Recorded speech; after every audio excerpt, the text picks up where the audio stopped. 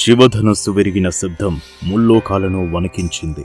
ఆ శబ్దం విన్న గొడ్డలి ధరించిన భార్గవరాముడు అంటే పరశురాముడు ఉగ్రరూపంతో మిథిలా నగరంలోకి అడుగు పెడతాడు. ఆయన రాకతో జనక మహారాజు సభ అంతా గడగడలాడిపోతుంది. అప్పుడు పరశురాముడు ఆగ్రహంతో, నా గురువైన శివుడి విల్లును విరిచిన అహంకారి ఎవరు అని పరశురాముడు గర్జిస్తాడు. దశరథ మహారాజు భయంతో వణికిపోతుంటే రాముడు మాత్రం అత్యంత శాంతంగా ముందుకొచ్చి వినయంతో నమస్కరిస్తాడు. మహానుభావా, ఆ విల్లు విరిచింది నేనే, నన్ను ఏం చేయమంటారో చెప్పండి అని ధీటుగా అంటాడు. పరశురాముడు తన దగ్గర ఉన్న వైష్ణవ ధనస్సును తీసి రాముడికి ఇస్తాడు. శివధనస్సు పాతది, అందుకే విరిగిపోయింది.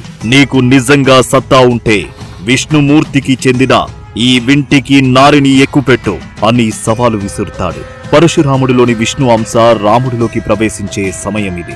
రాముడు చిరునవ్వుతో ఆ వైష్ణవ ధనస్సును అందుకుని సునాయాసంగా నారిని ఎక్కుపెట్టి ఒక బాణాన్ని సంధిస్తాడు. అది చూసిన పరశురాముడు ఆశ్చర్యపోతాడు. ఎదురుగా ఉన్నది సామాన్య మానవుడు కాదు, సాక్షాత్తు శ్రీ మహావిష్ణువు అని గ్రహించి రాముడికి నమస్కరించి తన తపశ్శక్తిని రాముడికి ధారపోసి వెళ్లిపోతాడు. అడ్డంకులన్నీ తొలగిపోయాయి. అయోధ్య నలుగురు రాజకుమారుల పెళ్లి వేడుకలతో మిథిల కలకలలాడుతోంది. కాని సంతోషంగా సాగుతున్న ఈ ప్రయాణంలో ఒక పెద్ద తుఫాను రాబోతోంది. అయోధ్యలో మందర అనే ఒక స్త్రీ వేయబోయే ఆ విషపు పునాది ఏంటి, అది రేపటి ఎపిసోడ్ 8లో చూద్దాం.